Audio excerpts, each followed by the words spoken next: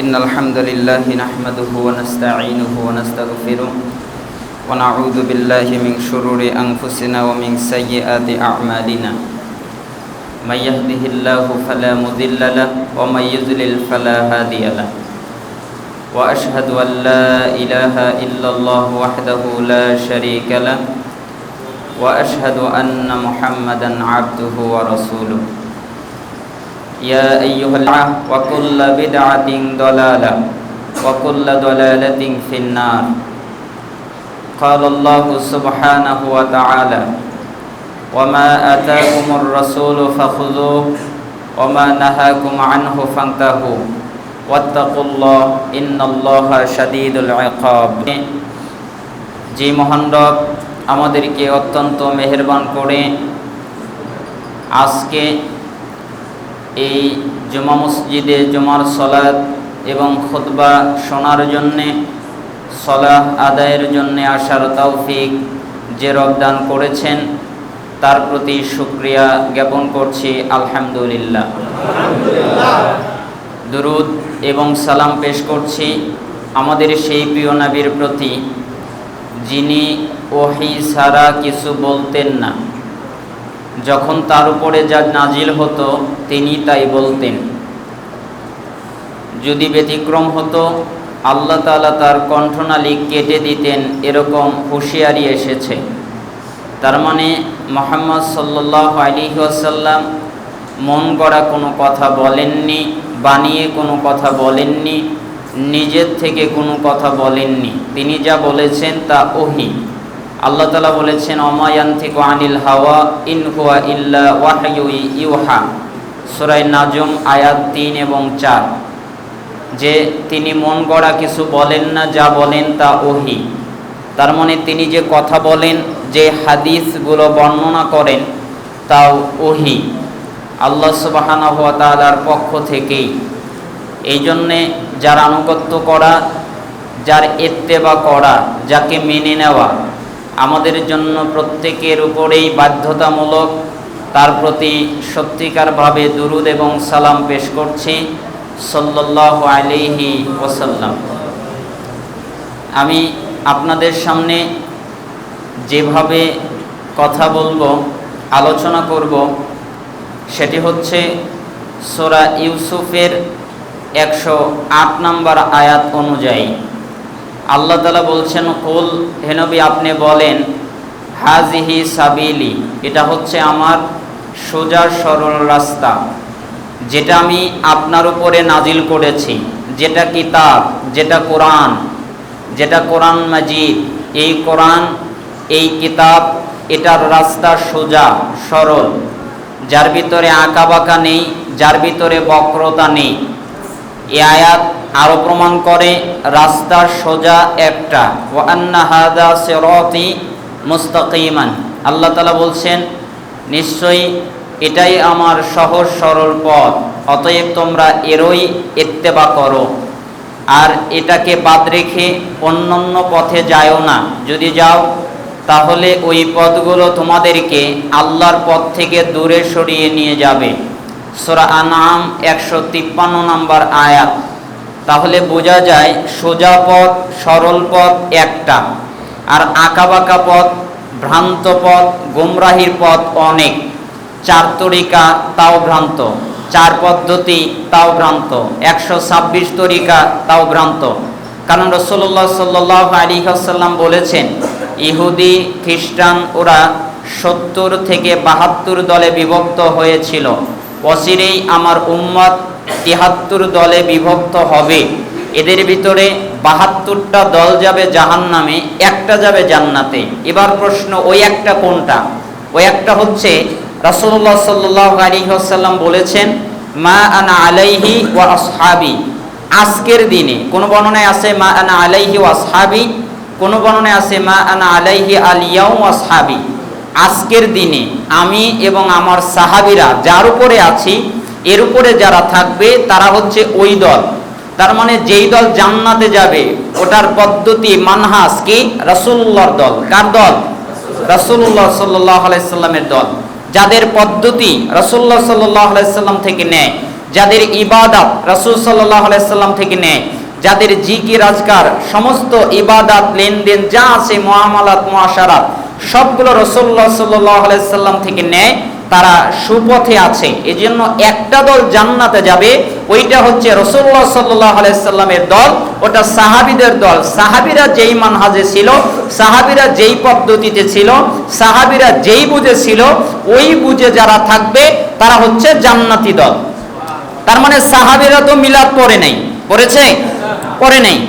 ইমাম আবু হানিফাও মিলাদ পড়ে নাই, ইমাম মালিক রাহিমাহুল্লাহ মিলাদ পড়ে নাই, ইমাম আহমদ ইবনে হাম্বল রাহিমাহুল্লাহ মিলাদ পড়েনি, ইমাম শাফি রাহিমাহুল্লাহ মিলাদ পড়েনি, এমনকি সাহাবীরা কেউ মিলাদ পড়েনি, তাবিরা কেউ মিলাদ পড়েনি। তার মানে মিলাদ যেগুলো পড়া হয়, কিয়াম যেগুলো পড়া হয়, এগুলো পরবর্তীতে আবিষ্কার করা হয়েছে।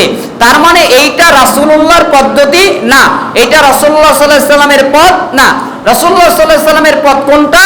সাহাবীরা যার উপরে আছে, যার উপরে থাকবে, তার উপরে যারা থাকবে তারাই হচ্ছে হক পথ। এই জন্য আল্লাহ তাআলা বললেন, আপনি বলেন আমি মানুষকে সোজা পথে ডাকি। তাহলে আমার দাওয়াত আহ্বান হবে মানুষদেরকে সোজা পথে ডাকা, হক পথে ডাকা। এটা হলো প্রথম বৈশিষ্ট্য থাকবে। অতঃপর আল্লাহ তাআলা বলছেন আদউ ইলাল্লাহ, আপনি বলেন আমি মানুষকে আল্লাহর দিকে ডাকি। তার মানে আরেকটা গুণ থাকতে হবে, মানুষকে ডাকতে হবে আল্লাহর দিকে। কার দিকে ডাকতে হবে? তার মানে তরিকার দিকে ডাকা, পীরের দিকে ডাকা, কোন ব্যক্তির দিকে ডাকা, কোন পদ্ধতির দিকে ডাকা, কোন মাযহাবের দিকে ডাকা, এইগুলো সঠিক পথ নয়। কেন? আল্লাহ বলেছেন যে তুমি আল্লাহর দিকে ডাকো, আমার দিকে ডাকো। এই জন্য আমরা বলতে পারি হক্কানি পীর আর ভণ্ড পীর। অনেকে বলে যে তোমরা হক্কানি পীর মানবা, ভণ্ড পীর মানবা না। তো হক্কানি পীর আর কাকে বলে, আর ভণ্ড পীর কাকে বলে? হক্কানি পীর তাকে বলে যে একজনকেও নিজের মুরিদ বানায় না, একজনকেও নিজের তরিকা মানতে বলে না, একজনকেও নিজের পদ্ধতি মানতে বলে না, খালি বলে আল্লাহর মুরিদ হও, আল্লাহকে মানো, আল্লাহর কোরআন মানো, আল্লাহর পদ্ধতি মানো। ওই পীর হলো হক্কানি পীর। আর যেই পীর একজনকেও নিজের মুরিদ বানায় ওই হচ্ছে ভণ্ড পীর। তাহলে ভণ্ড পীরকে একজনকেও নিজের মুরিদ যদি বানায়, যদি একটা লোককেও নিজের মুরিদ বানায় তাহলে সে কি? ভণ্ড। আর হক্কানি কি? যে কাউকে নিজের মুরিদ বানায় না। এখন যদি 1 কোটি পীর হয় তাতেও আর অসুবিধা নেই। কেন? 1 কোটি পীরের কাজই হলো আল্লাহর মুরিদ হও, আল্লাহর মুরিদ হও। তাহলে আর কি হবে না? ঐক্য নষ্ট হবে না। এই জন্য আল্লাহর দিকে ডাকতে বলেছেন আদউ ইলাল্লাহ, আপনি বলেন আমি মানুষকে আল্লাহর দিকে ডাকি। আলা বাসিরাতিন, 3 নম্বর গুণ হচ্ছে প্রমাণ দিয়ে ডাকি। দলিল প্রমাণের আলোকে, স্পষ্ট প্রমাণ, স্বচ্ছ প্রমাণ, যেই প্রমাণের ভিতরে অস্পষ্টতা নাই, যেই প্রমাণের ভিতরে গোজামিল নাই, যেই প্রমাণের ভিতরে কোনো কিছু লুকানো নাই, যেটা স্পষ্ট, স্বচ্ছ, পরিষ্কার, ওই প্রমাণ দিয়ে আমি মানুষকে ডাকি। কিভাবে ডাকি? সোজা পথে ডাকি, আল্লাহর দিকে ডাকি, দলিল দিয়ে ডাকি। আনা, আমি মুহাম্মদ নিজে, ওয়ামান ইত্তাবাআনি, এবং আমাকে যারা মানে, আমার উম্মত যারা তারা, ওয়া সুবহানাল্লাহি ওয়া মা আনা মিনাল মুশরিকিন, আর আমি আল্লাহ তাআলার পবিত্রতা বর্ণনা করছি, আমি মুশরিকদের অন্তর্ভুক্ত নই। তার মানে দাওয়াতের ক্ষেত্রে 4টা পদ্ধতি লাগবে, 4টা মূলনীতি লাগবে। 1, সোজা পথে ডাকতে হবে। 2, আল্লাহর দিকে ডাকতে হবে। 3, দলিল দিয়ে ডাকতে হবে। 4, তাওহীদের পক্ষে, শিরিকের বিপক্ষে ডাকতে হবে। এই মানহাজ ফলো করে আপনাদের সামনে কথা বলবো সূরা ইউসুফের 108 নম্বর আয়াত অনুযায়ী। আল্লাহ সুবহানাহু ওয়া তাআলা যেন আমাকে কথা বলা সহজ করে দেন, বিশুদ্ধতা বর্ণনা করার তৌফিক দান করেন। আল্লাহর কাছে দোয়া করছি, হে আল্লাহ, আমাকে একমাত্র কোরআনের আয়াতের এবং বিশুদ্ধ হাদিসের সহি ব্যাখ্যা, স্পষ্ট ব্যাখ্যা করার তৌফিক দান করেন, এবং অস্পষ্টতা থেকে, গুজামিল থেকে, গোরামিল থেকে, মানুষকে পথভ্রষ্ট করা থেকে, মানুষকে ক্ষতি করা থেকে আপনি আমাকে হেফাজত করেন। অতঃপর আরেকটি হাদিস মনে রাখলে আপনাদের আলোচনা বোঝাটা সহজ হবে, যেটা সহিহ বুখারী 7280 নম্বর হাদিস। আবু হুরায়রা রাবী, তিনি বলছেন রাসূলুল্লাহ সাল্লাল্লাহু আলাইহি ওয়াসাল্লাম বলেছেন, কুল্লু উম্মতি ইয়াদখুলুনাল জান্নাহ ইল্লা মান আবা। আমার যত উম্মত আছে সবাই জান্নাতে যাবে, ইল্লা মান আবা, শুধু যাবে না তারা যারা আবা করে, অস্বীকার করে।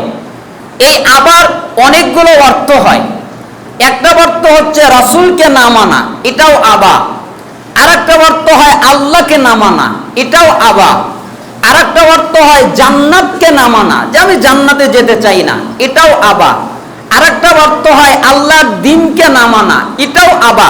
তো এইখানে মূলত অর্থ হচ্ছে আল্লাহ রাসূলকে না মানা, এইখানে মূলত অর্থ হচ্ছে জান্নাতে যেতে না চাওয়া। যারা চায় যে আমি জান্নাতে যাব না, যারা চায় আমি রাসূলকে মানি না, এরাই আবা করলো। তাহলে এই দল ছাড়া সবাই জান্নাতে যাবে।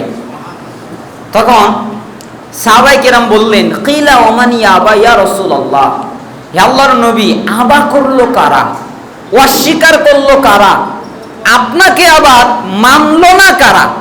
তখন রাসূলুল্লাহ সাল্লাল্লাহু আলাইহি ওয়াসাল্লাম বললেন, মান আতাআনি দাখালাল জান্নাহ, যারা আমার আনুগত্য করলো, আমি যা আদেশ করলাম তা মেনে চললো, আমি যা করতে বললাম তা পালন করলো, আমার কথা মেনে চললো, তাহলে মান আতাআনি দাখালাল জান্নাহ, যারা আমার ইতাআত করলো, আমার ইত্তেবা করলো, ওরা জান্নাতে চলে গেল। ওমান আসানি ফাকাত আবা, আর যারা আমার অবাধ্যতা করলো, আমি বললাম এইটা করো, সে করলো না, আমি বললাম সুদ খায়ো না, সে খেলো, আমি বললাম ঘুষ খায়ো না, সে খেলো, আমি বললাম ব্যভিচার করো না, সে করলো, আমি বললাম নাফরমানি করো না, সে করলো, আমি বললাম হারাম কাজ করো না, সে করলো। তার মানে আমি যা নিষেধ করলাম এইগুলো যারা করলো, ওরাই আমাকে আবা করলো, ওরাই আমাকে অস্বীকার করলো, আর ওরাই জান্নাতে যাবে না। তাহলে বলেন তো আবা করলো কারা?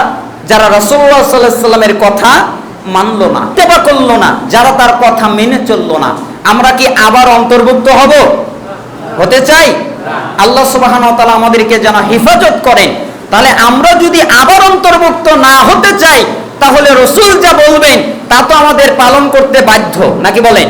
আমরা পালন করতে বাধ্য না? আল্লাহ সুবহানাহু ওয়া তাআলা যেন আমাদেরকে রাসূলুল্লাহ সাল্লাল্লাহু আলাইহি ওয়াসাল্লামের বক্তব্য কথা পালন করার তৌফিক দান করেন। কোরআনের সূরা হাশরের 7 নম্বর আয়াতে এসেছে, ওমা আতাকুমুর রাসূলু ফাখুযুহু ওমা নাহাকুম আনহু ফান্তাহু।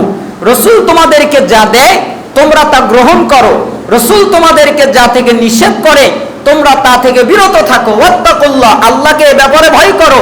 ইন্নাল্লাহা শাদীদুল ইকাব, নিশ্চয়ই আল্লাহ শাস্তি দানে খুবই কঠোর। তার মানে বোঝা যায় রাসূলুল্লাহর কথা মানতে হবে, এটা আল্লাহর আদেশ। তার মানে বোঝা যায় রাসূলুল্লাহ সাল্লাল্লাহু আলাইহি সাল্লাম যা নিষেধ করবেন তা ত্যাগ করতে হবে, এটাও আল্লাহর আদেশ। তারপরেও তিনি ভয় দেখালেন যে আল্লাহকে ভয় করো, নিশ্চয়ই তিনি শাস্তি দানে খুবই কঠোর। তার মানে আমরা রাসূলুল্লাহ সাল্লাল্লাহু আলাইহি সাল্লাম যা বলবেন তা আমরা পালন করব, তা আমরা মানব, তা আমরা মানতে বাধ্য, ঠিক তো? আল্লাহ সুবহানাহু ওয়া তাআলা যেন আমাদেরকে কবুল করেন। অনেকে বলছেন না, তার মানে কি তারা মানবেন না? সবাই মানবেন? সবাই মানবেন তো? আল্লাহ তাআলা কবুল করুন। এবার আসি আমাদের খুতবার বিষয় কি। আমি এখানে 5টা পয়েন্টে কথা বলবো।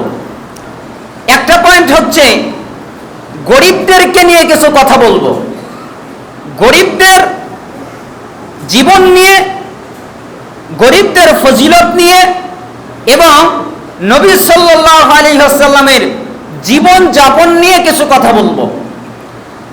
অতঃপর দ্বিতীয় পয়েন্টে আশা আকাঙ্ক্ষা নিয়ে কিছু কথা বলবো। আমাদের অনেকের আশা আছে, অনেকের অনেক কিছু আকাঙ্ক্ষা আছে, তা নিয়ে কিছু কথা বলবো। তৃতীয় পয়েন্টে ইবাদতের জন্য হায়াত এবং দৌলতের আকাঙ্ক্ষা। হায়াতের আকাঙ্ক্ষা, বয়সের বাড়তি কেন? ইবাদতের জন্যে। দৌলতের আকাঙ্ক্ষা কেন? ইবাদতের জন্যে। এটা মূল। এই পয়েন্টে কিছু কথা বলবো। তারপরে আমরা কথা বলবো তাওয়াক্কুল, আল্লাহর উপরে ভরসা, সবর, ধৈর্য ধারণ নিয়ে। এই 4টা পয়েন্ট একই সুতায় গাঁথা। এজন্য আমি এক বিষয়ও দিতে পারতাম, কিন্তু এখানে যেহেতু 4 রকমের হাদিস থাকবে, এজন্য 4 ভাগে বিভক্ত করলাম। পঞ্চম পয়েন্টে আপনাদের জন্য সাধারণভাবে কিছু নসিহত হাদিসের মাধ্যমে করব, যদি সময় হয়, আল্লাহ তাআলা যদি তৌফিক দান করেন, আল্লাহ তাআলা যেন আমাদেরকে এই 5টা পয়েন্ট বুঝার তৌফিক দান করেন। গরিবদের ফজিলত কেমন, গরিবদের মর্যাদা কেমন, নবী সাল্লাল্লাহু আলাইহি ওয়াসাল্লামের জীবনযাপন কেমন। অনেকেই গরিবকে তুচ্ছ করে, অনেকেই গরিবকে তাচ্ছিল্য করে, অথচ দেখেন হাদিসের ভিতরে কি বলা হচ্ছে। মুসআব বিন সাদ থেকে বর্ণিত, তিনি বলছেন, রাআ সাদুন আন্না লাহু ফাদলান আলা মান দুনাহু। সাদ রাদিয়াল্লাহু আনহু ধারণা করলেন, তিনি মনে করলেন যে গরিবদের চেয়ে তার মর্যাদা অনেক বেশি। কেন মনে করলেন? সে যুদ্ধ করেছে, জিহাদ করেছে, তাহলে এই ক্ষেত্রে তার মর্যাদা আছে। তিনি কেন মনে করলেন তার অনেক সম্পত্তি আছে, অনেক ধন দৌলত আছে, ওইগুলো সে আল্লাহর পথে ব্যয় করে, আল্লাহর পথে দান করে, তাহলে যেহেতু জিহাদও করেছে, আল্লাহর পথে ব্যয়ও করে, তাহলে তো তার মর্যাদা অনেক হওয়ার কথা। এই জন্য উনি সাদ রাদিয়াল্লাহু আনহু ধারণা করলেন যে নিম্ন শ্রেণীর লোক যারা, গরিব লোক যারা, তাদের চাইতে আমার মর্যাদা অনেক বেশি। রাসূলুল্লাহ সাল্লাল্লাহু আলাইহি সাল্লাম তার এই ধারণাটা বুঝতে পারলেন, তিনি বুঝতে পারলেন সাদের বর্ণনাটা। এরপরে তিনি বললেন, হাল তুনসরুন ওয়া তুরযাকুন ইল্লা বিদুআফাইকুম। সাদ, তুমি কি বলছো? শোনো, ওই নিম্ন শ্রেণীর লোকেদের ওছিলায়, যারা গরিব, ওদের ওছিলায় এবং ওদের কারণে এবং ওদের দুয়ার কারণে, যারা গরিব ওদের ওছিলায় এবং যারা গরিব ওদের দুয়ার কারণে তোমাদেরকে শত্রুর মোকাবেলায় সাহায্য করা হয়, তোমাদেরকে রিজিক দান করা হয়। তোমরা কেন শত্রুর মোকাবেলায় সাহায্য পাও? কেন তোমরা বিজয় লাভ করো? কেন তোমাদেরকে এত শক্তিশালী করা হয়? কেন তোমাদের এত ক্ষমতাশীল করা হয়? তোমাদের ভিতরে যে দুর্বল আছে, এদের কারণে, তোমাদের ভিতরে যে অভাবী আছে, এই কারণে আল্লাহ তোমাদের শক্তিশালী করেন। আর ওরা যে দোয়া করে, এই দোয়ার কারণে আল্লাহ তোমাকে শক্তিশালী করেন। আর ওদের দোয়ার কারণে আল্লাহ তোমাদের রিজিক দান করেন, তোমাদের ধন সম্পদ বাড়িয়ে দেন। তার মানে তোমরা কেউ বড়লোক হতে পারবা না যদি গরিব না থাকে, তোমরা কেউ ধনী হতে পারবা না যদি গরিব না থাকে। তাহলে তোমরা কেন ধনী হও? গরিবদের কারণে আল্লাহ তোমাদেরকে ধনী বানিয়ে দেন, যাতে তোমরা তাদের সাথে উত্তম আচরণ করো। এই হাদিসটা সহিহ বুখারী 2896 নম্বরে এসেছে এবং মিশকাতের 5232 নম্বর হাদিসে রাসূলুল্লাহ সাল্লাল্লাহু আলাইহি সাল্লাম গরিবদের একটা ফজিলত বর্ণনা করলেন, যে তাদের দুয়ার কারণে এবং তাদের দুয়ার কারণে এবং তারা গরিব, এই কারণে তোমাদেরকে জিহাদে শক্তিশালী করা হয়, আর এই কারণে তোমাদেরকে ধন সম্পদ বাড়িয়ে দেওয়া হয়। সুবহানাল্লাহ, কত চমৎকার কথা। আন উসামা ইবনে যায়েদ قال قال রাসূলুল্লাহ সাল্লাল্লাহু আলাইহি ওয়াসাল্লাম, উসামা বিন যায়েদ রাদিয়াল্লাহু আনহু থেকে বর্ণিত, তিনি বলেন রাসূলুল্লাহ সাল্লাল্লাহু আলাইহি ওয়াসাল্লাম বলেছেন, কুনতু আলা বাবিল জান্নাহ ফাকানা আম্মাতু মান দাখালাহাল মাসাকিন। রাসূলুল্লাহ সাল্লাল্লাহু আলাইহি ওয়াসাল্লাম বলছেন, আমি জান্নাতের দ্বারে দাঁড়ালাম, আমি জান্নাতের কাছে দাঁড়ালাম। হতে পারে তিনি কেমনে দাঁড়ালেন, এখানের দুটা অর্থ হতে পারে। একটা, তিনি যখন মিরাজে গিয়েছিলেন তখন আল্লাহ তাআলা তাকে যখন জান্নাত দেখিয়েছেন, তখন এই অর্থটা বেশি প্রসিদ্ধ হতে পারে। আরেকটা হতে পারে সলাতে, কারণ সলাতে তিনি কখনো আল্লাহ তাআলা তাকে জান্নাত দেখাতেন, জাহান্নাম দেখাতেন। আরেকটা অর্থ হতে পারে স্বপ্নের মাধ্যমে। তবে মিরাজ, এই অর্থটা বেশি প্রসিদ্ধ। তার মানে আমি জান্নাতের দ্বারে যখন দাঁড়ালাম, তখন দেখলাম জান্নাতে যারা প্রবেশ করেছে এদের বেশিরভাগ, এদের অধিকাংশ, এদের অনেক খালি গরিব আর গরিব, খালি মিসকিন আর মিসকিন। ওয়া আসহাবুল জাদ মাহবুসুনা গায়রা আন্না আসহাবান নার কদ উমিরা বিহিম ইলান নার।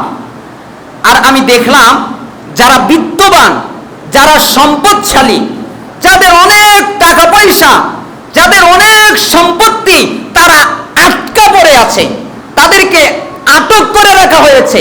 এবার প্রশ্ন হলো, সম্পত্তি থাকলেই কি আটকে যাবে? না, যারা সম্পত্তি অর্জন করেছে, ওটাকে ব্যয় করে নাই, ওটাকে দান করে নাই, আল্লাহর রাস্তায় খরচ করে নাই, এরা আটকে যাবে।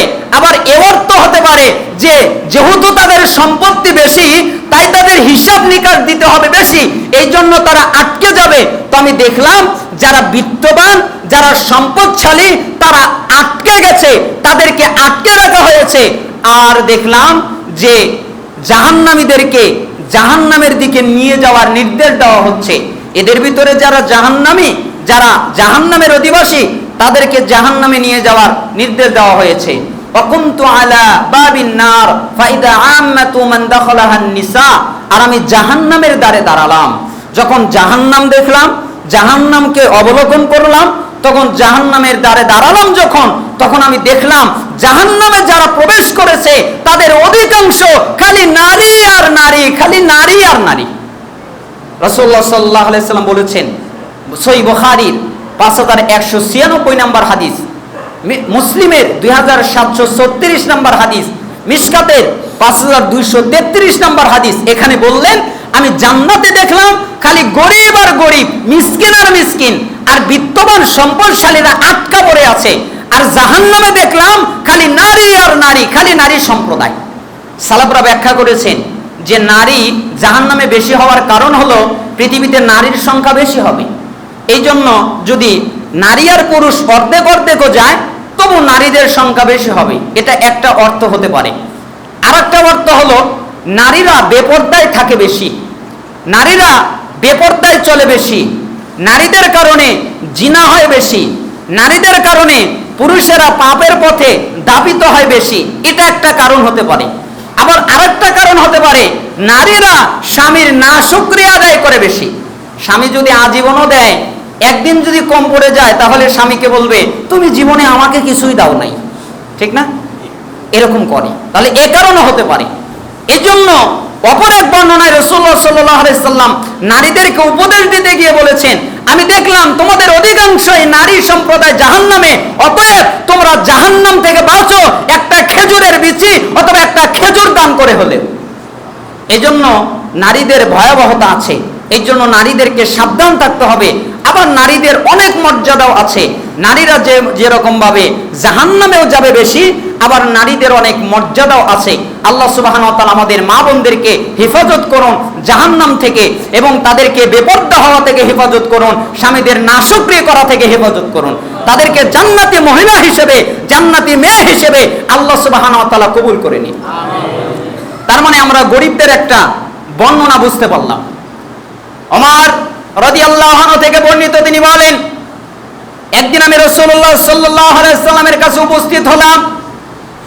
তখন রাসূলুল্লাহ সাল্লাল্লাহু আলাইহি ওয়াসাল্লাম একখানা চাটাইয়ের উপরে শুয়েছিলেন। তার এবং চাটাইয়ের মধ্যে কোনো বিছানা ছিল না। আমরা যেমন আমাদের খাটের উপরে অন্যান্য বিছানা পারি, তারপরে শুই, রাসূলুল্লাহ সাল্লাল্লাহু আলাইহি ওয়াসাল্লাম তেমনটি ছিল না। মাঝখানে কোনো বিছানা নাই, ফলে তার শরীরে চাটাইয়ের চিহ্ন বসে গিয়েছিল, চাটাইয়ের দাগ বসেছিল। আর তিনি হেলান দিয়েছিলেন একটা আঁশপূর্ণ চামড়ার বালিশের উপরে। তখন আমি বললাম, হে আল্লাহর রাসূল, ওমর ইবনে খাত্তাব তিনি বলছেন, আমি বললাম, হে আল্লাহর রাসূল, আপনি আল্লাহর কাছে প্রার্থনা করুন, তিনি যেন আপনার উম্মতকে সচ্ছলতা দান করেন, তিনি যেন আপনার উম্মতকে ধন সম্পদ দান করেন, তিনি যেন আপনার উম্মতকে টাকা সংখ্যা বাড়িয়ে দেন, অর্থ সম্পদ বাড়িয়ে দেন। তখন আমি আরো বললাম, পারসিক রোমিওগণকে সচ্ছলতা প্রদান করা হয়েছে, অথচ ওরা কাফের, আল্লাহর ইবাদত করে না। যারা কাফের ওদের অর্থ বেশি, যারা কাফের ওদের সম্পত্তি বেশি, যারা কাফের ওদের ধন দৌলত বেশি। তো আমি বললাম, হে আল্লাহর নবী, আপনি প্রার্থনা করেন আল্লাহ যেন আপনার উম্মতকে ধন সম্পদ বাড়িয়ে দেন। তখন রাসূলুল্লাহ সাল্লাল্লাহু আলাইহি ওয়াসাল্লাম বললেন, হে খাত্তাবের পুত্র, তুমি শুনে রাখো, তুমি কি এখনো এ ধারণায় রয়েছো? আরে কাফের যারা, ওরা এমন একটা সম্প্রদায়, ওদেরকে দুনিয়াতে যা কিছু দেওয়া হয়েছে এগুলো আগাম প্রদান করা হয়েছে, এগুলো আগে দিয়ে দেওয়া হয়েছে, পরকালে ওদের জন্য কিছু নাই। অপর বর্ণনায় আছে, তুমি কি এতে সন্তুষ্ট নও তারা দুনিয়া প্রাপ্ত হোক আর আমরা পরকাল প্রাপ্ত হই, তাদেরকে দুনিয়া দিয়ে দেওয়া হোক আর আমাদেরকে পরকাল দিয়ে দেওয়া হোক, এদিকে তুমি সন্তুষ্ট নও? হাদিসের ভিতরে তো আছেই যে জান্নাতের একটা সুতা যদি দুনিয়ায় ছেড়ে দেওয়া হয় বা জান্নাতের একটা হুর যদি একটু থুতু নিক্ষেপ করে, তাহলে দুনিয়ার যত ফল ফসল যা আছে সবগুলো মিষ্টিতে রূপান্তরিত হয়ে যাবে। একটু থুতু যদি নিক্ষেপ করে, তাদের যদি একটু হাওয়া বয়, তাহলে গোটা পৃথিবী সুগন্ধি দিয়ে ভরে যাবে। এত মর্যাদা জান্নাতের নারীদের, এত মর্যাদা জান্নাতের জিনিসের, জান্নাতের একটা ইট দুনিয়া এবং দুনিয়ার ভিতরে যা কিছু আছে সবচেয়ে দামি। এই জন্য রাসূলুল্লাহ সাল্লাল্লাহু আলাইহি সাল্লাম বলছেন, তোমরা দুনিয়ায় কষ্ট করো, আমরা দুনিয়ায় কষ্ট করে যাই, তাতে সমস্যা নাই, কিন্তু আমাদের জন্য পরকাল থাকবে। আল্লাহ সুবহানাহু ওয়া তাআলা আমাদেরকে পরকালে নিয়ামত দান করবেন, আমাদেরকে পরকালে উচ্চ মর্যাদা দান করবেন। মিশকাত 5240 নম্বর হাদিস। আবু হুরায়রা তিনি বলেন, রাসূলুল্লাহ সাল্লাল্লাহু আলাইহি সাল্লাম বলেছেন, গরিবরা ধনীদের 500 বছর আগে জান্নাতে প্রবেশ করবে, আর তা হবে কিয়ামতের অর্ধদিন। অনেকে বলতে পারে এইখানে কি ইখতিলাফ ঘটলো না? কোন কোন হাদিসে আছে যে কিয়ামতের একদিন হচ্ছে 500 বছরের সমান, আবার এই হাদিসে আসলো অর্ধদিন 500 বছরের সমান। তাহলে কি ইখতিলাফ হলো না? জি না, ইখতিলাফ হলো না। এখানে হতে পারে রাসূলুল্লাহ সাল্লাল্লাহু আলাইহি সাল্লাম এইখানে বলেছেন 1000 বছরের সমান হবে, তা ওইটা হতে পারে কাফেরদের জন্য। কারণ আল্লাহ তাআলা বলেছেন যে কাফেরদের ওই সময় শোচনীয় হবে না, ওই সময় ভালো হবে না, ওই সময় আরামদায়ক হবে না, ওই সময় স্বস্তি হবে না, ওই সময় ফোরাবে না। তার মানে বোঝা যায় কাফেরদের জন্য 1000 বছর হতে পারে একদিন, আর যারা মুসলমান তাদের জন্য 500 বছর। এই জন্য আল্লাহর নবী বললেন, যারা গরিব তারা ধনীদের 500 বছর আগে জান্নাতে প্রবেশ করবে, আর তা হলো কিয়ামতের অর্ধদিন। মিশকাত 5243 নম্বর হাদিস। আবার মিশকাতের 5244 নম্বর হাদিসে এসেছে, রাসূলুল্লাহ সাল্লাল্লাহু আলাইহি সাল্লামের সাহাবী আনাস রাদিয়াল্লাহু আনহু তিনি বলছেন, আল্লাহর নবী বললেন, আল্লাহুম্মা আহিনি মিসকিনা ওয়া আমিতনি মিসকিনা যুহরাতাল মাসাকিন ওয়াহশুরনি ফি যুমরাতিল মাসাকিন। আল্লাহর নবী বললেন, হে আল্লাহ, আমাকে মিসকিন অবস্থায় জীবন যাপন করাও। হে আল্লাহ, আমাকে মিসকিন অবস্থায় মৃত্যু দান করাও। হে আল্লাহ, আমাকে মিসকিনদের দলে হাসর নাসর করিও। সুবহানাল্লাহ, দেখেছেন দোয়াটা কি? হে আল্লাহ, আমাকে মিসকিন অবস্থায় জীবিত রাখো, আমি যেন মিসকিনে থাকি। আমাকে মিসকিন অবস্থায় মৃত্যু দান করো, আমি যেন মিসকিনদের সাথে মরি। আমাকে মিসকিনদের দলে হাসর করিও, আমি যেন মিসকিনদের সাথে থাকি। আয়েশা সিদ্দিকা রাদিয়াল্লাহু আনহা বললেন, হে আল্লাহর নবী, কেন? হে আল্লাহর নবী, কেন আপনি মিসকিন অবস্থায় জীবন যাপন করতে চান? কেন আপনি মিসকিন অবস্থায় মৃত্যুবরণ করতে চান? কেন আপনি দরিদ্র অবস্থায় দরিদ্রদের সাথে হাসর নাসর করতে চান? তখন রাসূলুল্লাহ সাল্লাল্লাহু আলাইহি সাল্লাম বললেন, হে আয়েশা, তুমি কি জানো যে এই যারা ধনী এদের চাইতে মুসলিমরা 40 বছর আগে গরিবরা জান্নাতে প্রবেশ করবে। তাহলে আগের হাদিসের সাথে ইখতিলাফ হলো না? আগের হাদিসে 500 বছর, এই হাদিসে 40 বছর। তাহলে কেমনটা হলো? আগের হাদিস হতে পারে এখানে মুহাজির, অর্থাৎ যারা গরিব মুহাজির, গরিব ধনী, এদের চাইতে 40 বছর আগে যাবে। আর এখানে 500 বছর হতে পারে সবার ক্ষেত্রে উন্মুক্ত, মানে এটা সবারদের ক্ষেত্রে প্রযোজ্য। আর গরিব মুহাজির ধনী মুহাজিরদের চেয়ে 40 বছর আগে যাবে। এইটা হচ্ছে সবচেয়ে সঠিক ব্যাখ্যা। এটাও হতে পারে, আবার এটাও হতে পারে যে যখন আল্লাহ তাআলা 500 বছরের কথা বলেছিলেন তখন 500 বছরের কথা বলেছেন, যখন আল্লাহ তাআলা 40 বছরের কথা বলেছেন তখন 40 বছরের কথা বলেছেন। তাহলে আল্লাহর নবী বললেন, তারা ধনীদের 40 বছর আগে জান্নাতে যাবে। হে আয়েশা, তুমি মিসকিনদেরকে তোমার দুয়ার হতে খালি হাতে ফিরিয়ে দিও না। একটা খেজুরের টুকরা হলেও তুমি তাদেরকে প্রদান করিও। যদি কোনো মিসকিন আসে, যদি কোনো গরিব আসে তোমার কাছে, তাহলে ওই মিসকিনকে, ওই গরিবকে খালি খালি হাতে ফিরিয়ে দিও না, একটা খেজুরের টুকরা হলেও প্রদান করো। তার মানে এই বাক্য দ্বারা বোঝা যায় যে গরিবদের যদি চেতে আসে, বাড়িতে আসে, তাদেরকে খালি হাতে না ফিরানো। এরপরে বললেন, হে আয়েশা, তুমি মিসকিনদেরকে ভালোবাসো, তুমি মিসকিনদেরকে মহাব্বত করো এবং মিসকিনদেরকে নিজের কাছে জায়গা দিও, তোমার কাছে জায়গা দিও, তোমার কাছে রাখো। তাহলে কি হবে? কিয়ামতের দিন আল্লাহ তাআলা তোমাকেও নিকটে রাখবেন। তুমি যদি মিসকিনকে তোমার নিকটে রাখো, তাহলে আল্লাহ তাআলা তোমাকে নিকটে রাখবেন। এটা মিশকাত 5244 নম্বর হাদিস। তার মানে এই হাদিস দ্বারা বোঝা যায় মিসকিনদের মর্যাদা বোঝা যায়, এই হাদিস দ্বারা বোঝা যায় গরিবদের মর্যাদা বোঝা যায়। আল্লাহ সুবহানাহু ওয়া তাআলা কত মর্যাদা তাদেরকে দান করেছেন। এই জন্য যারা গরিব তাদের হতাশ হওয়ার কোনো প্রয়োজন নেই, তাদেরকে হতাশ করার প্রয়োজন নেই, তাদের জন্য অপেক্ষা করছে আল্লাহ সুবহানাহু ওয়া তাআলার জান্নাত। যারা গরিব ইমানদার, কাফেররা না, কিন্তু যারা গরিব কিন্তু কাফের তারা না। এখানে গরিব ইমানদারদের কথা বলা হয়েছে, তাদের জন্য রয়েছে আল্লাহ সুবহানাহু ওয়া তাআলার নিয়ামত। রাসূলুল্লাহ সাল্লাল্লাহু আলাইহি সাল্লামের সাহাবী থেকে বর্ণিত, তিনি বলছেন, রাসূলুল্লাহ সাল্লাল্লাহু আলাইহি ওয়াসাল্লাম বলেছেন, তিনি বলেছেন যে শুনে রাখো, ইদা আহাব্বাল্লাহু আবদান হামাহুদ দুনিয়া কামা ইয়াদাল্লু আহাদুকুম ইয়াহমি সাকিমাহুল মা।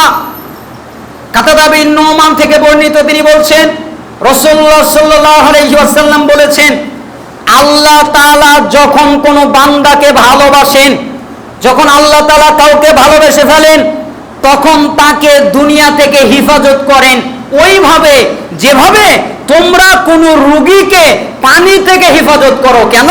এই রোগী যদি পানিতে যায় তাহলে অসুস্থ হয়ে যাবে। আল্লাহ যদি তোমাকে ভালোবাসে, আল্লাহ যদি তোমাকে মহাব্বত করে, তাহলে দুনিয়া থেকে তোমাকে হেফাজত করবে।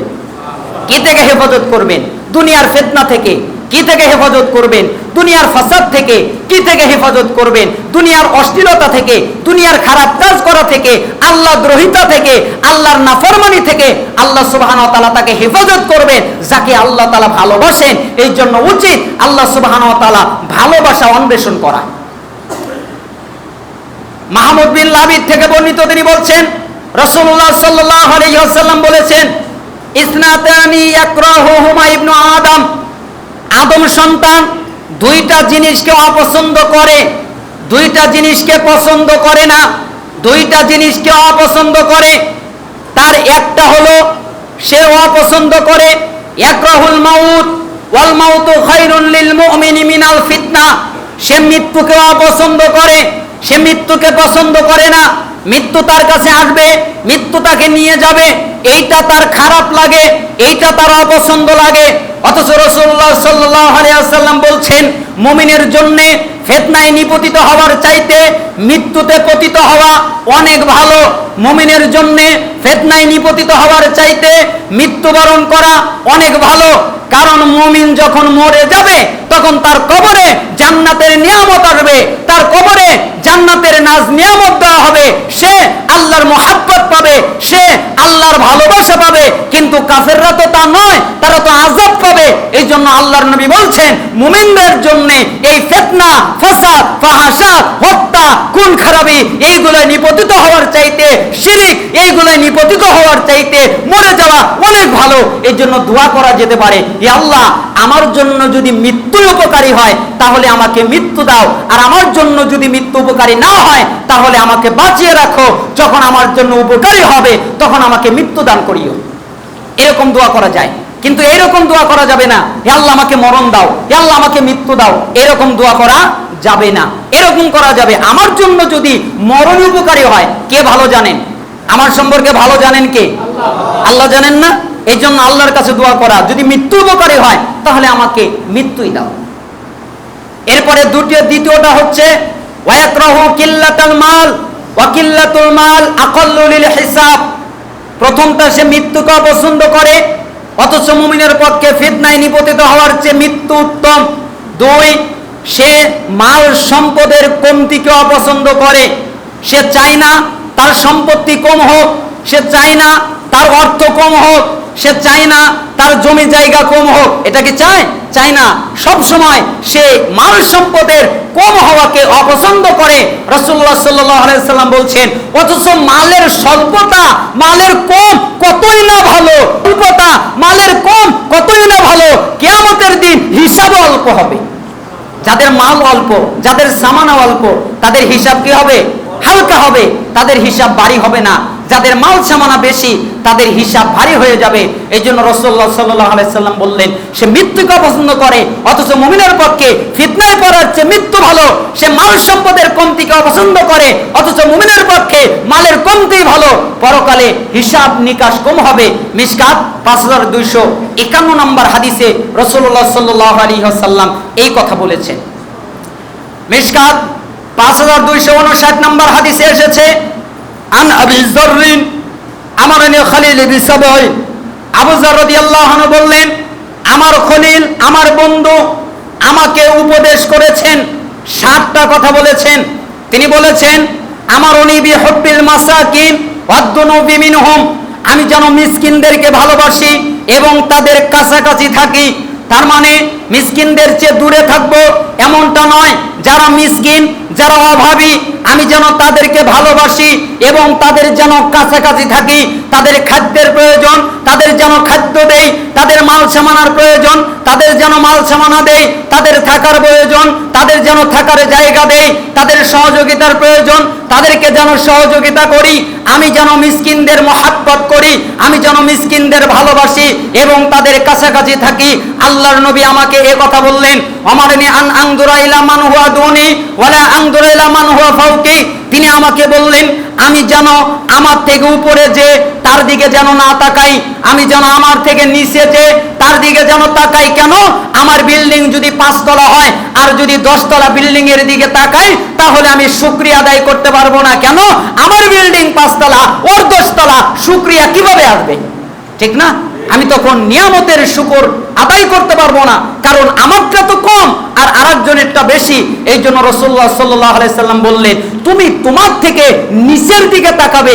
তার মানে আমি তাকাবো, ইস আমার 5 তলা বিল্ডিং, আরেকজনের 2 তলা, আমার কতই ভালো, তার চাইতে আমি কত উত্তম আছি। আমার 1 তলা বিল্ডিং, আরেকজনের বিল্ডিংই নাই, তাহলে আমি বলবো, ইস আমার 1 তলা বিল্ডিং আছে, তাহলে আমি কত ভালো। আরেকজনের বাড়ি নাই, থাকার জায়গা নাই, আমার থাকার জায়গা আছে, তাহলে আমি কত ভালো। তার মানে আমি যেন আমার থেকে উপরে না তাকাই, আমি যেন আমার থেকে নিচের দিকে তাকাই। ওয়ামারনি আনাসিলার রহিমা ওয়া নাদবারাত, 3 আমি যেন আত্মীয়তার সম্পর্ক বজায় রাখি, আমি যেন আত্মীয়তার সম্পর্ক জুড়ে রাখি। যদিও সে আমার থেকে দূরের হোক না কেন, এখানে 2টা অর্থ হয়। একটা অর্থ হলো সে যদি আমাকে ত্যাগ করে তাহলেও যেন আমি জুড়ে দিয়ে দেই। আর একটা অর্থ, সে যদি আমার চেয়ে দূরের হয়, যত দূরেরই আত্মীয় হোক, তাও যেন আমি জুড়ে দেই। আত্মীয়তার সম্পর্ককে যেন লাগিয়ে দেই, আত্মীয়তার সম্পর্ককে যেন নষ্ট না করি। এর অর্থ এটা নয় যে আত্মীয়তার সম্পর্ক জুড়ে দেওয়া মানে ও আমার সাথে ভালো আচরণ করবে তাই আমিও ওর সাথে ভালো আচরণ করব, এমনটা নয়। ও আমার সাথে খারাপ আচরণ করবে, ও আমার সাথে অশ্লীল আচরণ করবে, ও আমার সাথে নোংরামি করবে, বিনিময়ে আমি ওর সাথে উত্তম আচরণ করব, ভালো আচরণ করব, সুন্দর আচরণ করব। এটা হচ্ছে আত্মীয়তার সম্পর্ক জুড়ে দেওয়া। তার মানে আমি যেন আত্মীয়তার সম্পর্কে জুড়ে দিই। ওয়ামারনি আল্লাহ আসআলা আহাদান শাইআ, 4 আমি যেন আল্লাহ ছাড়া কারো কাছে কিছু না চাই। যদি কিছু চাইতে হয় তাহলে যেন আল্লাহর কাছে চাই। আমার সন্তানের প্রয়োজন, তা যেন আল্লাহর কাছে চাই। সালাফরা, সাহাবীদের যদি স্যান্ডেলের জুতা ছিঁড়ে যেত তাহলে তারা আল্লাহকে বলতো, আল্লাহ আমার জুতার ফিতার ব্যবস্থা করে দাও। তারপরে তারা দুনিয়ার দিকে অগ্রসর হতো। কোন কোন সালাফদের যদি উট থেকে, ঘোড়া থেকে তাদের লাঠি পড়ে যেত, তাহলে সাহাবীরা আরেকজন সাহাবীকে বলতেন না লাঠিটা উঠিয়ে দাও, সে নিজে নামতেন, তারপরে লাঠি উঠাতেন, তারপরে বলতেন আমি আল্লাহ ছাড়া মানুষের কাছে সাহায্য চাইতে লজ্জাবোধ করি। তার মানে রাসূলুল্লাহ সাল্লাল্লাহু আলাইহি সাল্লাম বললে, আমি যেন আল্লাহ ছাড়া কারো কাছে সাহায্য না চাই, সহযোগিতা না চাই। যদি চাইতে হয় তাহলে যেন আল্লাহর কাছে চাই। কার কাছে চাই? আল্লাহর কাছে। এরপরে আমারনি আন আকুলা বিল হাক্কি ওয়া ইন কানা মুররা, আমি যেন হক কথা বলি, আমি যেন সত্য কথা বলি, যদিও তা তিতা লাগে, যদি তিতা লাগে, মানুষের কাছে খারাপ লাগে, মানুষের কাছে গ্রহণযোগ্য না হয়, তাহলে যেন হক কথা বলি, তাহলে যেন সত্য কথা বলি, আমি যেন হক কথা বলি। আমারানি আল্লাহ আখাফা ফিল্লাহি লাউমাতা লাইমিন, ছয়, আমি যেন আল্লাহ ছাড়া কাউকে ভয় না পাই।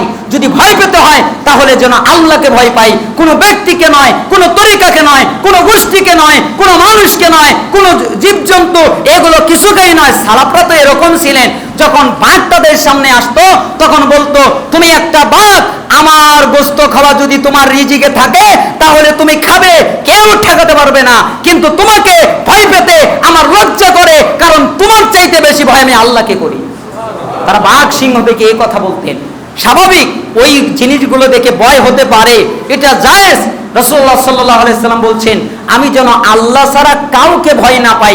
তার মানে কাউকে ভয় পেয়ে আল্লাহর কথা শুনবো না, কাউকে ভয় পেয়ে আল্লাহর ইবাদত করব না, এমনটা যেন না হয়। 3, 7, আমারানি আন আকুলা বিল হাক্কি আমারানি আন আকসির মিন কাউলিন লা হাওলা ওয়ালা কুওয়াতা ইল্লা বিল্লাহ ফাইন্নাহুন্না মিন কানজিন তাহতাল আরশ।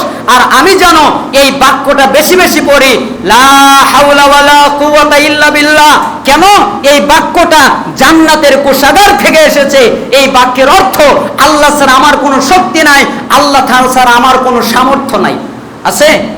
সালাফরা বলতেন, এই বাক্য বলার পরে বলতেন যে এর অর্থ, আল্লাহ ছাড়া আমাকে পাপ কাজ থেকে কেউ রক্ষা করতে পারবে না, আল্লাহ ছাড়া আমাকে হারাম থেকে কেউ বাঁচাতে পারবে না, আল্লাহ ছাড়া আমার দ্বারা কেউ ভালো কাজ করাতে পারবে না, আল্লাহ ছাড়া আমার মাধ্যমে কেউ উত্তম কাজ করাতে পারবে না। এই জন্য আল্লাহ ছাড়া আমার কোনো শক্তি নাই, আল্লাহ ছাড়া আমার কোনো সামর্থ্য নাই। এটা আরশের কোষাগার থেকে এসেছে। কোন কোন সালাফ বলতেন, কেউ যদি এই বাক্য পড়ে তাহলে বাক্য যেখান থেকে এসেছে বাক্য তাকে সেখানে নিয়ে যাবে, তার মানে তাকে জান্নাতে নিয়ে যাবে। এখানে 7টা কথা বললেন। 1, আমি যেন মিসকিনদের ভালোবাসি, তাদের কাছাকাছি থাকি। 2, আমি যেন আমার থেকে উপরে না তাকাই, নিচের দিকে তাকাই। 3, আমি যেন আত্মীয়তার সম্পর্ক বজায় রাখি। 4, আমি যেন আল্লাহ ছাড়া কারো কাছে কিছু না চাই। 5, আমি যেন হক কথা বলি যদিও তা তিতা লাগে। 6, আমি যেন আল্লাহ ছাড়া কিছুকে ভয় না পাই। 7, আমি যেন লা হাওলা ওয়ালা কুওয়াতা ইল্লা বিল্লাহ, এই বাক্যটা বেশি পড়ি। মিশকাত 5259 নম্বর হাদিস। আল্লাহ সুবহানাহু ওয়া তাআলা আমাদের আমল করার তৌফিক দান করুন। আন মুআয ইবনে জাবাল আন্না রাসূলুল্লাহ সাল্লাল্লাহু আলাইহি ওয়াসাল্লাম লাম্মা বাআসা বিহি ইলাল ইয়ামান قال, মুআয ইবনে জাবাল থেকে বর্ণিত, তিনি বলেন, আমি যখন ইয়ামান দেশে রাসূলুল্লাহ সাল্লাল্লাহু আলাইহি ওয়াসাল্লাম আমাকে প্রেরণ করলেন, তখন আমাকে বললেন, ইয়্যাকা ওয়াত তানাউম ফাইন্না ইবাদাল্লাহ লাইসু বিল মুতানাইমিন।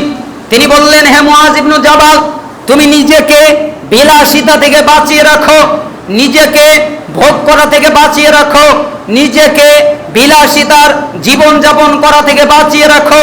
কারণ যারা আল্লাহর খাস বান্দা, কারণ যারা আল্লাহর প্রিয় বান্দা, তারা বিলাসী জীবন যাপন করে না। এটা মিশকাত 5200, এটা মিশকাতের 5262 নম্বর হাদিসে এসেছে। তার মানে তুমি নিজেকে বিলাসিতা থেকে বাঁচিয়ে রাখবে, তুমি নিজেকে বিলাসিতা থেকে মুক্ত রাখবে। কারণ আল্লাহর যারা প্রিয় বান্দা, আল্লাহর যারা খাস বান্দা, তারা বিলাসী জীবন যাপন করে না। আমরা বলছিলাম গরিবদের ফজিলত এবং রাসূলুল্লাহ সাল্লাল্লাহু আলাইহি সাল্লামের জীবন যাপন নিয়ে আমরা 9টা হাদিস অনুবাদ করেছি। এর মাধ্যমে আমরা কিছুটা হলেও বুঝতে পেরেছি। আল্লাহ সুবহানাহু ওয়া তাআলা আমাদেরকে বুঝার তৌফিক দান করুন। সময়ের স্বল্পতার কারণে এই বিষয়ে কথাটাকে বন্ধ রাখছি। পরবর্তীতে আমরা পরবর্তী পয়েন্টগুলো নিয়ে কথা বলবো। আল্লাহ তাআলা যেন আমাদেরকে কবুল করে নেন, আমাদেরকে এই কথা বাক্য অনুযায়ী চলার তৌফিক দান করেন। আলহামদুলিল্লাহি ওয়াহদা ওয়াসসালাতু ওয়াসসালামু আলা রাসূলিল্লাহ, আম্মা বাদ। সমস্ত প্রশংসা আল্লাহ তাআলার জন্য, সালাত এবং শান্তি বর্ষিত হোক প্রিয় নবী মুহাম্মদ সাল্লাল্লাহু আলাইহি ওয়াসাল্লামের উপরে। আমরা বলছিলাম 5টা পয়েন্ট নিয়ে কথা বলবো। তার একটা পয়েন্ট গরিবদের ফজিলত, নবী সাল্লাল্লাহু আলাইহি ওয়াসাল্লামের জীবন যাপন নিয়ে কথা বলা হলো। দ্বিতীয় পয়েন্ট আশা, আকাঙ্ক্ষা এবং উদ্বেগ প্রসঙ্গ, এ নিয়ে আমরা কিছু হাদিস অনুবাদ করতে চাই। আব্দুল্লাহ রাদিয়াল্লাহু আনহু থেকে বর্ণিত, তিনি বলেন, রাসূলুল্লাহ সাল্লাল্লাহু আলাইহি ওয়াসাল্লাম একদিন একটা চতুর্ভুজ আঁকলেন, অর্থাৎ 4 কানি একটা ঘর আঁকলেন। অতঃপর তিনি একটা চতুর্ভুজ আঁকলেন এবং মাঝখানে একটা রেখা ডাকলেন, যেটা ওই চতুর্ভুজ পার হয়ে 4 ঘর এটা পার হয়ে বাহিরে চলে গেল, এবং ওই রেখাটার আশেপাশে ওই যে মধ্যরেখা, ওই মধ্যরেখার এপাশে ওপাশে ছোট ছোট কিছু রেখা টানলেন। এরপরে বললেন, শুনে রাখো, এই যে মধ্যের লম্বা একটা রেখা টানলাম, সবচেয়ে বড় যেটা, এটা হলো মানুষ। আর এই যে চতুর্ভুজ, এটা হলো তার বয়সের সীমা, যা তাকে বেষ্টন করে আছে। অর্থাৎ চতুর্ভুজ 4 কানি, এটা হলো তার বয়স। আর যেই রেখা ওই চতুর্ভুজ বের হয়ে গেছে, এটা হলো তার বয়স, অর্থাৎ তার বয়সের সীমা। আর এই চতুর্ভুজের এই ভিতর দিয়ে ওই দাগের আশেপাশে কিছু ছোট ছোট রেখা আঁকলেন। এরপরে বললেন, এগুলো হলো মানুষের বিপদ মুসিবত, এগুলো তার বিপদ মুসিবত। শোনো, যখন এগুলো হচ্ছে তার বিপদ মুসিবত, যখন মানুষ সে এই বিপদে মুসিবতে পতিত হতে পারে, যখন সে বিপদে পতিত হয় আর ওই বিপদ থেকে রক্ষা পায়, তখন সে আরেকটা বিপদে পতিত হয়। যখন সে আরেকটা থেকে রক্ষা পায়, তখন সে আরেকটা বিপদে পতিত হয়। তার মানে এইটা হলো চতুর্ভুজ তার বয়সের সীমা, আর এই যে লম্বা মানুষ, এটা হলো তার আকাঙ্ক্ষা, এটা হচ্ছে তার আশা। তার মানে চতুর্ভুজ পার হয়ে যেটা বাহিরে চলে গেছে, ওটা হলো তার আশা আকাঙ্ক্ষা। আশা আকাঙ্ক্ষা পূরণ হয় না, অথচ তার মৃত্যু এসে যায়। কে এসে যায়? ওই চতুর্ভুজের মতো তার মৃত্যু এসে যায়। মৃত্যুটা তার বাইন্ডিং করে দেওয়া, চতুর্ভুজ দিয়ে আটকিয়ে দেওয়া, কিন্তু তার আশা আকাঙ্ক্ষাটা চতুর্ভুজ বের হয়ে অনেক দূর চলে গেছে। রাসূলুল্লাহ সাল্লাল্লাহু আলাইহি সাল্লাম বলছেন, সে যখন বিপদে পড়ে তখন ওটা থেকে রক্ষা পায়, তখন আরেকটা বিপদে পড়ে। সে যদি আরেকটা থেকে রক্ষা পায়, তাহলে আরেকটা বিপদে পড়ে। এটা হলো মানুষ, এটা হলো তার আচার আচরণ, এটা হলো তার জীবন পদ্ধতি। কিন্তু মানুষের আকাঙ্ক্ষা এমন, তার মৃত্যু এসে যায়, কিন্তু তার আকাঙ্ক্ষা কত দূর চলে গেছে? তার মৃত্যুর সীমা পার হয়ে বাইরে চলে গেছে। মিশকাত 5268 নম্বর হাদিস। আন আনাস ইবনে মালিক রাদিয়াল্লাহু আনহু قال قال رسول الله صلى الله عليه وسلم। আনাস ইবনে মালিক রাদিয়াল্লাহু আনহু থেকে বর্ণিত, তিনি বলেন, রাসূলুল্লাহ সাল্লাল্লাহু আলাইহি ওয়াসাল্লাম বলেছেন, ইয়াহরামু ইবনু আদম ওয়া ইয়াশিবু মিন হুসনান। দুইটি বিষয়ে মানুষ বৃদ্ধ হয়, কিন্তু দুইটা বিষয়ে তার অন্তর সর্বদা জুয়ান হয়। মানুষ বৃদ্ধ হতে থাকে, তার শরীর দুর্বল হতে থাকে, মানুষ কবরের দিকে অগ্রসর হতে থাকে, বৃদ্ধ হতে থাকে। যতই মানুষ বৃদ্ধ হোক না কেন, দুইটা জিনিস আরো জুয়ান হয়, আরো যুবক হয়। ওই দুইটা জিনিস কি? আল হিরসু আলাল মাল, তার একটা হচ্ছে দুনিয়ার সম্পদ। যখন মানুষ বৃদ্ধ হয়, যখন সে মৃত্যুর দিকে ধাবিত হয়, কিন্তু তার দুনিয়ার প্রতি ভালোবাসা বৃদ্ধ হয় না। আল হিরসু আলাদ দুনিয়া, কোন বর্ণনায় আছে আল হিরসু আলাল মাল, অর্থাৎ মাল ধন সম্পদের প্রতি ভালোবাসা তার আরো বাড়তে থাকে।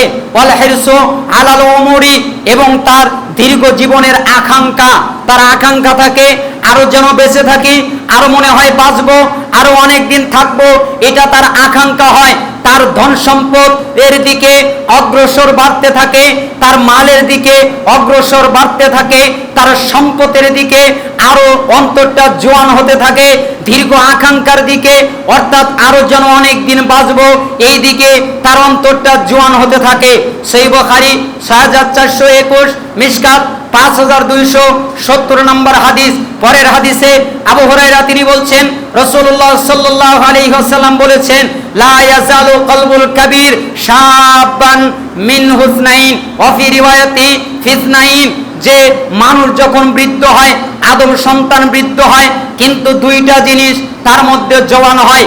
এইখানে বলা হয়েছে ফি হুব্বিদ দুনিয়া, দুনিয়ার প্রতি ভালোবাসা, ওয়া তুলিল আমাল, দীর্ঘ আকাঙ্ক্ষার। তার মানে সে আরো অনেক দিন বাঁচতে চায়।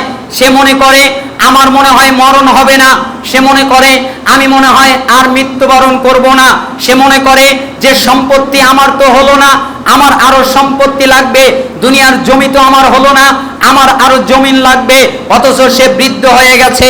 এটাও মুসলিমের 4420 নম্বর হাদিস, মিশকাতের 5271 নম্বর হাদিস, 5272 নম্বর হাদিস মিশকাতে আবু হুরায়রা তিনি বলছেন রাসূলুল্লাহ সাল্লাল্লাহু আলাইহি ওয়াসাল্লাম বলেছেন, আল্লাহ তাআলা যাকে 60 বছরে আল্লাহ তাআলা যাকে 60 বছরে বয়স দিয়ে দিয়ে অব্যাহতি দিয়ে তাকে বাঁচিয়ে এবং তাকে অনেক সুযোগ সুবিধা দিয়ে 60 বছরে পৌঁছে দিয়েছেন, তখন আর তার কোনো আপত্তির অবকাশ রাখেননি। সে আর আপত্তি করতে পারবে না, সে আর ওজর দেখাতে পারবে না। কেন? আল্লাহ তাকে 60 বছর দিয়েছেন। এখনো যদি ও তওবা না করে, এখনো যদি ও মাফ না চায়, এখনো যদি ও ক্ষমা না চায়, তাহলে আল্লাহ কোশ্চেন কেন ওকে ক্ষমা করবে না? কেন? ওকে 60 বছর বাঁচিয়ে রেখেছেন, ওর বয়স বাড়িয়ে দিয়েছেন। এই জন্য রাসূলুল্লাহ সাল্লাল্লাহু আলাইহি সাল্লাম বলেছেন, আল্লাহ তাআলা যার বয়সকে বাড়িয়ে পূর্ণতায় পৌঁছে দিয়েছেন, 60 বছরে পৌঁছে গেছে, তার আর কোনো আপত্তি রাখেননি, তার কোনো আপত্তি গ্রহণযোগ্য হবে না। এই জন্য আপনারা যারা বৃদ্ধ হয়ে গেছেন, আপনাদের যাদের বয়স হয়ে গেছে, আমরাও যখন তখন মরে যেতে পারি, কিন্তু স্বাভাবিক একটা অবস্থা, যারা বয়স্ক মানুষ তারা কবরের বেশি নিকটে, নাকি? যারা বয়স্ক মানুষ তারা কবরের বেশি নিকটে। এখনো যদি আপনি সালাত না আদায় করেন, এখনো যদি আপনি গীবত করেন, এখনো যদি আপনি হারাম কাজ করেন, আল্লাহ সুবহানাহু ওয়া তাআলা আপনাকে ক্ষমা করবেন না। হাদিসে এসেছে, দাড়ি পাকা মুরব্বীরা যদি আল্লাহর কাছে দোয়া করে, আল্লাহ তাআলা দোয়াটা ফিরিয়ে দিতে লজ্জাবোধ করেন, তাদের সম্মানের কারণে এত ভালোবাসেন। কিন্তু উল্টা সে যদি নেমক হারাম হয়, উল্টা সে যদি পাপী হয়, তাহলে আল্লাহ তাকে ততটাই ঘৃণা করেন যাদের বয়স বেড়ে গেছে। এই জন্য আপনাদের যাদের বয়স বেড়ে গেছে তারা কবরের জন্য মাল সামানা গ্রহণ করেন। আল্লাহ সুবহানাহু ওয়া তাআলা আমাদেরকে মাল সামানা গ্রহণ করার তৌফিক দান করুন। ইবনে আব্বাস থেকে বর্ণিত, তিনি বলেন রাসূলুল্লাহ সাল্লাল্লাহু আলাইহি সাল্লাম বলেছেন, আদম সন্তানকে ধন সম্পদে পরিপূর্ণ 2টি উপত্যকাও যদি দেওয়া হয়, কোন বর্ণনায় এসেছে তাকে যদি স্বর্ণের 2টা উপত্যকা দেওয়া হয়, স্বর্ণের 2টা পাহাড় দেওয়া হয়, আদম সন্তানকে ধন সম্পদে পরিপূর্ণ যদি 2টা উপত্যকায় দেওয়া হয়, তাহলে সে তৃতীয় আরেকটার আকাঙ্ক্ষা করবে, সে চাইবে তৃতীয় আরেকটা হোক। তার যদি 2টা স্বর্ণের পাহাড় হয়, সে তৃতীয়টা চাইবে। তার যদি তৃতীয়টা হয়, সে চতুর্থটা চাইবে। তার যদি চতুর্থটা হয়, সে পঞ্চমটা চাইবে। মূলত আদম সন্তানের পেট মাটি ছাড়া অন্য কিছু ভরতে পারবে না। তার মানে যখন মাটিতে যাবে, যখন কবরে যাবে, যখন মৃত্যুবরণ করবে, তখন তার আশা আকাঙ্ক্ষা শেষ হবে। মরণের আগে তার আশা আকাঙ্ক্ষা শেষ হবে না। এটা আদম সন্তানের খাসলত। রাসূলুল্লাহ সাল্লাল্লাহু আলাইহি সাল্লাম বলেছেন, তাকে যদি পরিপূর্ণ 2টা উপত্যকা দেওয়া হয়, তাহলে সে আরেকটার আকাঙ্ক্ষা করবে, সে আরেকটা চাইবে। এইটা হচ্ছে আমাদের আশা, এইটা হচ্ছে আমাদের আকাঙ্ক্ষা। এই জন্য রাসূলুল্লাহ সাল্লাল্লাহু আলাইহি সাল্লাম বললেন, যে ব্যক্তি আল্লাহ তাআলার কাছে ক্ষমা চায়, আল্লাহ তাআলা তার তওবা কবুল করেন। যে ব্যক্তি আল্লাহ তাআলার কাছে মাফ চায়, আল্লাহ সুবহানাহু ওয়া তাআলা তাকে মাফ করে দেন, তাকে ক্ষমা করে দেন। মিশকাত 5273 নম্বর হাদিস। 5274 নম্বর হাদিস মিশকাতে এসেছে। ইবনে ওমর রাদিয়াল্লাহু আনহু থেকে বর্ণিত, তিনি বলেন, আখাযা রাসূলুল্লাহ সাল্লাল্লাহু আলাইহি ওয়াসাল্লাম বিবাদি জাসাদি, একবার রাসূলুল্লাহ সাল্লাল্লাহু আলাইহি ওয়াসাল্লাম আমার শরীরের এক অংশ ধরে বললেন, তিনি বললেন, কুন ফিদ দুনিয়া কান্নাকা গরিবুন ওয়া আবিরুস সাবিল, তুমি দুনিয়াতে অপরিচিত এবং মুসাফিরের মতো জীবন যাপন করো।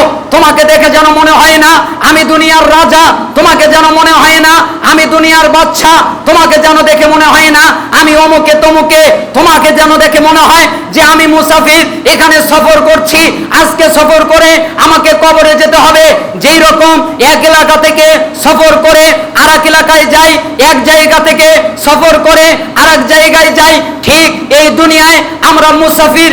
এইখান থেকে সফর শেষ করে আমাদের কবরে যেতে হবে, আমাদের হাসরের ময়দানে উঠতে হবে, আমাদের জান্নাত অথবা জাহান্নাম 2টার একটা আবাসস্থল হবে। তার মানে তুমি পৃথিবীতে জীবন যাপন করো অপরিচিত মুসাফিরের মতো, ওয়া উদ্দা নাফসাকা ফি আহলিল কবর, আর প্রতিদিন প্রতিনিয়তি নিজেকে কবরবাসী মনে করো।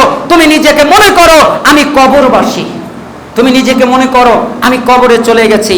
তুমি যখন ঘুমাবে তখন মনে করবে আমি কবরে চলে গেছি, কখন যেন আমার মৃত্যু হয়ে যায়, কখন যেন আমি কবরে চলে যাই, কবরবাসী মনে করবে। তাহলে তুমি আল্লাহকে ভয় করবে। তার মানে প্রতিনিয়ত তুমি নিজেকে কবরবাসী মনে করবে, আর দুনিয়ায় বসবাস করবে অপরিচিত মুসাফিরের মতো জীবন যাপন করবে। সহিহ বুখারী 6416 নম্বর হাদিস এটা, মিশকাত 5274 নম্বর হাদিস এটা। রাসূলুল্লাহ সাল্লাল্লাহু আলাইহি সাল্লাম এই কথা বললেন, আশা আকাঙ্ক্ষা সম্পর্কে আল্লাহর নবী আরো বললেন, আমর ইবনে শুআইব থেকে বর্ণিত, তিনি বলছেন যে আমর ইবনে শুআইব তার পিতার মাধ্যমে তার দাদা থেকে বর্ণনা করেন, রাসূলুল্লাহ সাল্লাল্লাহু আলাইহি ওয়াসাল্লাম বলেছেন, আউয়ালু সলাহি হাদিহিল উম্মাহ আল ইয়াকিন ওয়াজ যুহুদ, এই উম্মতের কল্যাণের সূচনা হলো আল্লাহর উপরে ইয়াকিন করা, আল্লাহর উপরে দৃঢ় বিশ্বাস করা। এই উম্মতের কল্যাণের সূচনা হলো দুনিয়া বিমুখতা অবলম্বন করা। সে যদি দুনিয়া থেকে স্বচ্ছ থাকতে পারে, সে যদি দুনিয়া থেকে দূরে দূরে জীবন যাপন করতে পারে, সে যদি দুনিয়া থেকে মুক্ত থাকতে পারে, সে থাকবে দুনিয়ায় কিন্তু তার কলবটা থাকবে জান্নাতে, সে থাকবে দুনিয়ায় কিন্তু তার হৃদয়টা থাকবে আল্লাহর কাছে। তার মানে দুনিয়া বিমুখতা অবলম্বন করা, এটা হচ্ছে উম্মতের কল্যাণের সূচনা।